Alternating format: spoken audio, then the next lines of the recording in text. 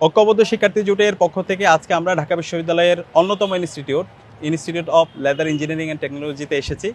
আমরা লেদার ইঞ্জিনিয়ারিংয়ের শিক্ষার্থীদের সাথে কথা বলেছি, তাদের প্রত্যাশা শুনেছি।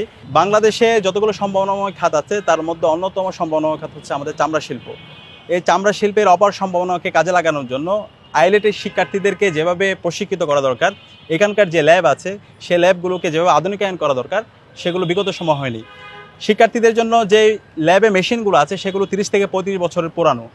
এবং আমরা হোস্টেলে গিয়েছি, হোস্টেলের আবাসন যে সামগ্রী, খাবারের যে মান, স্বাস্থ্যের যে অনিরাপত্তা, এই সব কিছুর মাধ্যমে শিক্ষার্থীদের যে নিরাপদ ক্যাম্পাস, যে নিরাপত্তা এনশিওর করা দরকার সেটা বিগত সময়ে করা হয়নি। আমরা শিক্ষার্থীদের ম্যান্ডেট পেয়ে যদি আমরা নির্বাচিত হই, আমরা শিক্ষার্থীদের প্রত্যাশার আলোকে আমাদের এই আইলেটকে ঢেলে সাজাবো। এখানকার যে মেশিনগুলো আছে ল্যাবের, সেই মেশিনগুলোকে আমরা আধুনিকায়ন করব। শিক্ষার্থীরা যেন এই ইনস্টিটিউট থেকে তারা হোস্টেল পর্যন্ত যেতে পারে। আমরা ইনস্টিটিউটের ভিতর দিয়ে আমরা পকেট গেট, সেটা দীর্ঘদিনের দাবি, সেটা আমরা বাস্তবায়ন করব। শিক্ষার্থীদের স্বাস্থ্যের নিরাপত্তা, তাদের খাবারের নিরাপত্তা, পাশাপাশি তাদের হলের যে আবাসন সামগ্রী দরকার, সেই আবাসন সামগ্রীগুলো আমরা বিশ্ববিদ্যালয়ের পড়াশোনার সাথে সমন্বয় করে সেগুলো আমরা বাস্তবায়ন করব।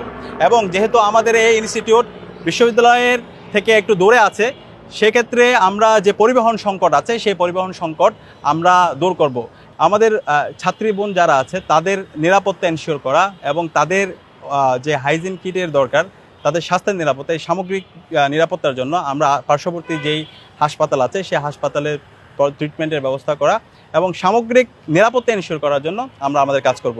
আমাদের যে ইশতেহার হচ্ছে সেই ইশতেহারে আমরা আইলেটের যে সংকটগুলো আছে সেই সংকটগুলো পূরণ করার জন্য আমরা আমাদের ইশতেহারে একটি সেগমেন্টে রেখেছি।